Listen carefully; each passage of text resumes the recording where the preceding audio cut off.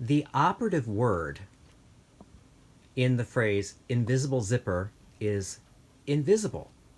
But what you run into sometimes with an invisible zipper is you have a pucker right at the end of the opening. But as you can see, we don't have that in this particular example. Now, I learned this particular method from my friend Lynda Maynard, and if you have any chance to take any of her classes, I would highly recommend it. She was kind enough to show this to me, and so I feel it's really fair when I learn something from someone else to credit who I learned it from. So, we have a lot to do, so let's get busy. I have my sample prepared, and as you can see, I have used a fusible tricot along the center back seam and along the top to stay these two so they don't stretch. Now notice, this is where the zipper opening is going to begin, and you want the fusible to extend a couple of inches below. So this is the setup. Now, what I will do off camera is I will pin this seam together. We are using 1-inch seam allowances, and then I will meet you over at the sewing machine. As you can see, I have pinned all along this seam, so I will machine baste from the top down to this mark and then back tack and sew a regular seam below. Now again, the seam allowances are 1 inch wide, so let us go to the machine.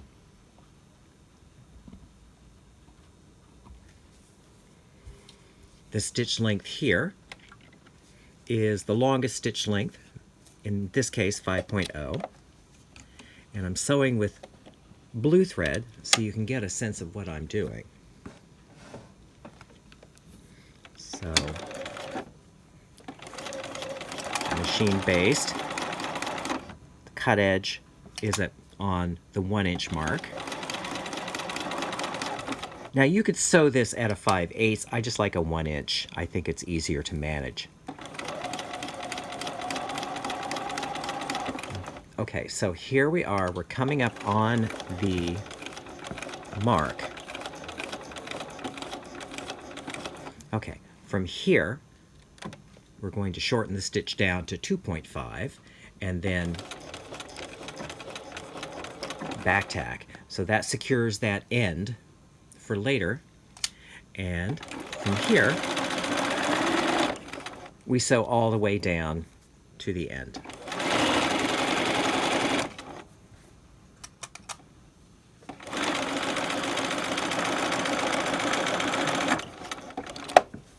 There we are. Now, let me show you the result. Let's draw out here. So here we have it. We have machine basted where the zipper will land, and right at this mark here you can see we sewed a back tack. That will secure that. We're going to be removing the machine basting later, so that will secure the end of the seam below the zipper. Now let's go to the pressing table. Here we are at the pressing table. So the first step, press as sewn, and from here we want to press the seam open. Works better on a seam roll.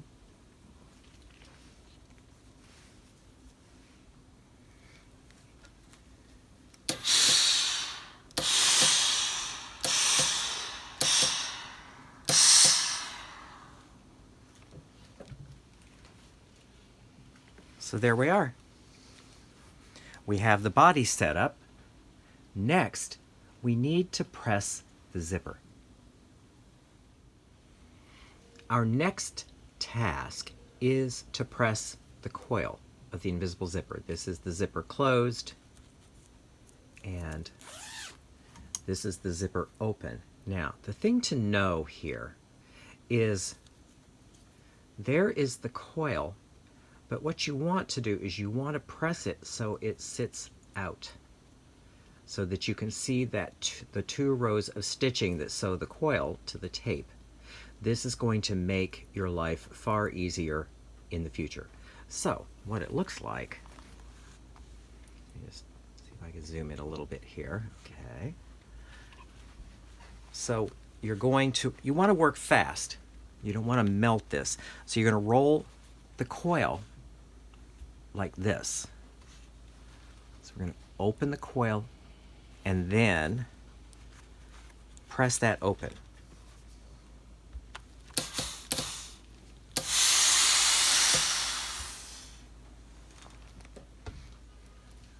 So the result here looks like this. Don't try to get away without this step. It's just going to make your life miserable if you forget it. So I will work off camera and press the rest, and I will bring you back the results. Okay, so we have the coils pressed open. Now you want to close the zipper. The zipper then will look a little different. And I just pull this out a little bit. But see, now the zipper wants to look like this, as opposed to its natural state when you get it at the notions counter, like this. This is what we want. So from here, we will go back to the work table to base the zipper. Before we place the zipper, you can see I've made a chalk mark 1 1/8 inches down from the cut edge. Since the seam allowances are 1 inch, you want to give another 1/8 of an inch before you stop the top of the zipper, or before you put the top of the zipper here. So what we're going to do to place the zipper, just to orient you here, we want this, we're facing this down, so we want that point there to be right on the chalk mark. Sorry about that. And we want the zipper dead center when we're pinning. Now you can pin through all the layers at this point because you want to place it. So let me just pin these 2 here, and then I'll show it to you. So as you can see, the top of the zipper is on that chalk mark. Now from here, it's a little hard to see, but it's important. What we want to do is we want that seam to sit directly on this seam as we're pinning, and you walk it down and pin, and the first pinning you're going to pin through all the layers. You're going to baste it in a little bit, but to pin, you pin through all layers initially, and you just keep walking it down so that that seam sits right on the seam of the zipper.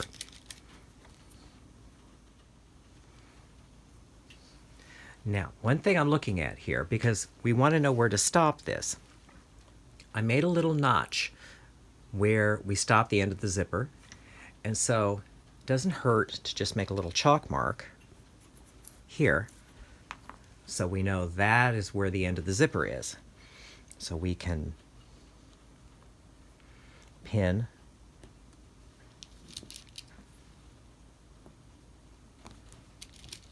like so. Okay, so now the zipper is pinned in place. The next step is going to be the thread basting. Now for the thread basting, I like to use a double thread. I'm going to use a contrasting thread because we're going to be actually taking this out once the zipper is sewn in. And you just want to catch the seam allowance and the tape of the zipper. You don't want to catch anything else. So let me anchor the thread here. Since you've pinned through all the layers, this is where you're going to hold it up like this. So as you can see, the thread only catches the seam allowance and the tape of the zipper. So as you go along, you can thread baste just the tape of the zipper to the seam allowance. And sometimes it gets a little fiddly.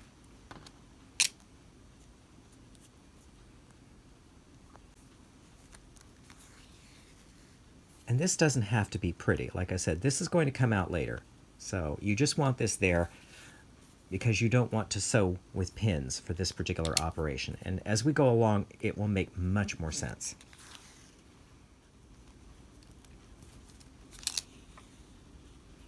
Okay, now as we come to the end, what I like to do is to baste about 1/4 of an inch past the end. You don't want to go much past there, but you want to hold this particular part of the zipper centered over the seam later.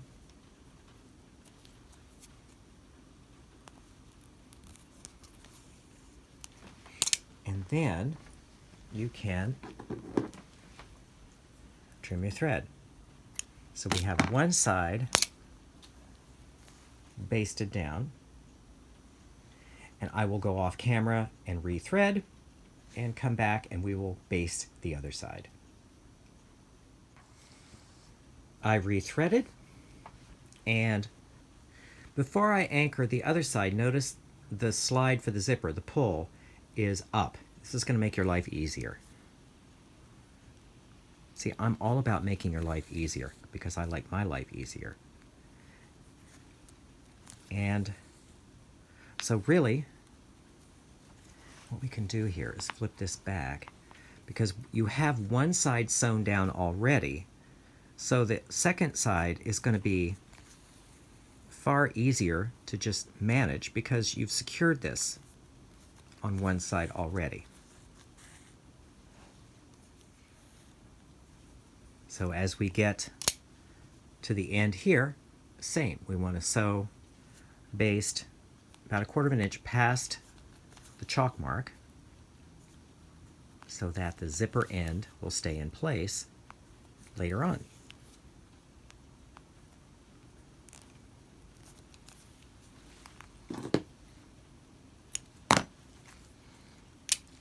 Okay, so let me lay this out flat, zoom out a little bit.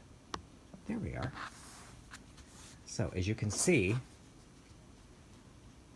both zipper tapes are basted just to the seam allowance, not through all the layers. The next step, I will open up the machine basting and remove the stitches. I'm not going to make you watch me take all of this out, but you want to remove all the stitches before you sew because honestly, if you have little threads in there, it's going to make your life crazy. So I will go open this up, take all the stitching out, bring back the result. As you can see, we're almost finished. So what I did is remove the stitching from this side, and now it's just a simple matter of catching this thread here and trimming. So the stitching is gone. So let me flip it over and show you what it looks like from the front. Right now, from the front, it's going to look like this. Don't be scared. But that's what you're looking for. Next, I'm going to introduce you to a wonderful tool called the hemostat. This is called the hemostat.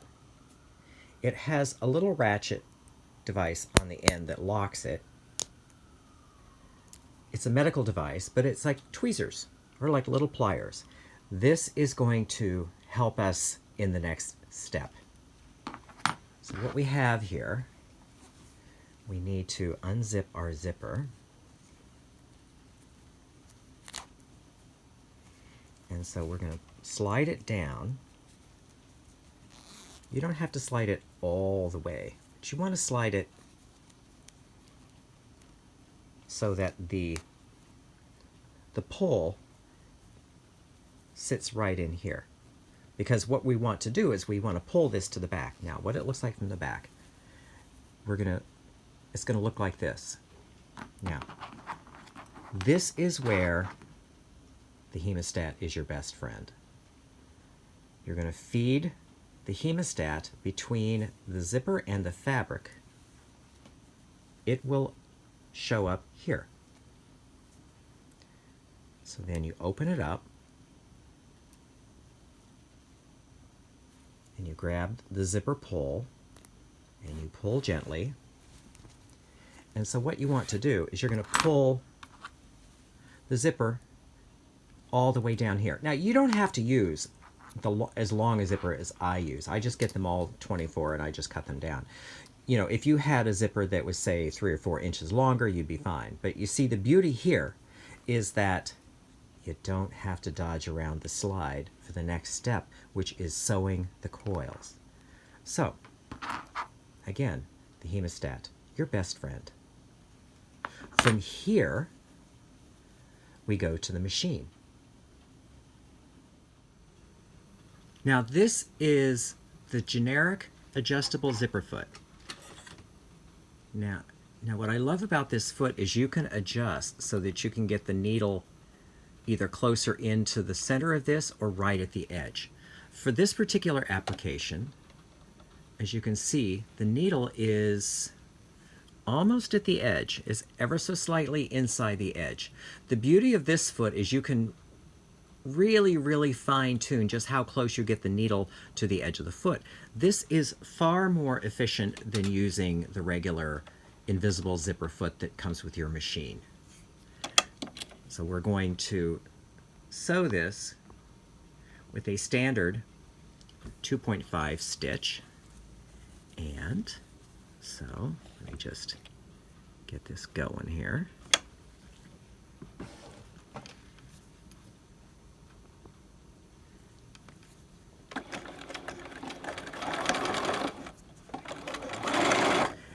And you want it close to the coil. And the distance, you can gauge that depending on your fabric. If the fabric is a little thicker, you could have the needle a little further from the edge. If the fabric is thinner, you have it closer to the edge. That's what I love about this foot. So as you can see, we're going to sew it. We're going to stop it at the chalk mark. And then back tack.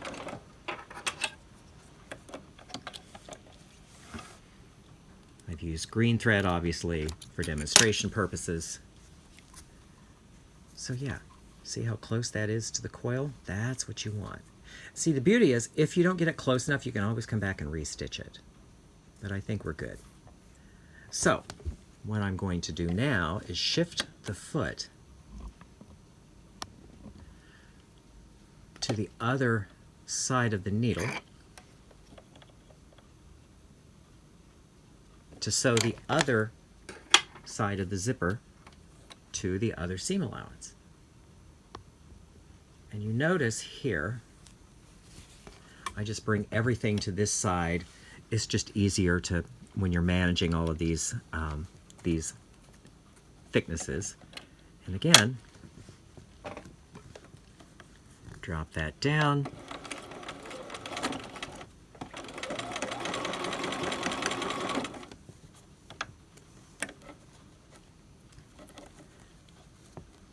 There we are.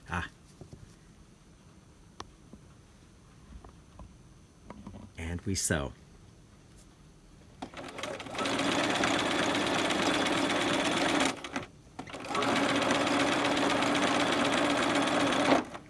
So now you can see as we get closer to the end, these want to look like they're overlapping. Don't sweat it. They will take care of themselves because you've basted everything in place.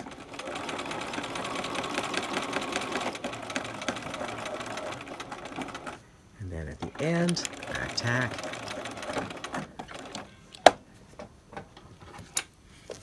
And trim the threads. So here we have sewn. Let me just turn it this way. Draw this out a little bit so you can see. So we have sewn both tapes to both seam allowances. Now what I will do before I go to the pressing table where I will meet you is I will remove all of the thread basting because it looks a little bit sloppy right now. So our next stop, the pressing table. So here we have the basting removed, and now we're ready to close this zipper. So you just grab the slide and you just gently coax it past the end and up. There you go. So I'm going to turn this over so you can enjoy. And there you have it. So now I will take this over to the work table because we have some finishing work to do before we do the final press. So here we are back at the work table. And on my way back, I stopped by the sewing machine and I just sewed just through seam allowances. This is, I'd say, about 1/2 inch down from the notch. This is going to keep the zipper contained, and I'll show you a little more in a moment the other value it adds. Now what we want to do here is right where the zipper stops, we want to just sew a bar tack just through the zipper itself. And you know, if this is an unlined garment, you would sew the bar tack and cover the bar with buttonhole stitch and make it pretty. If it's going to be in a lining, you just sew the bar tack and make sure it hides under the lining. This keeps the zipper in place because you're going to be cutting the end of the zipper, so you don't want the zipper to come apart from the lower end up. So this just keeps everything from bursting. Trim that down there. So there you are. That stops the zipper when it comes down here. Anything below it keeps from separating. And then finally, you trim the zipper off. And I like to trim it off about 1 inch below here. And really, there's a reason for this.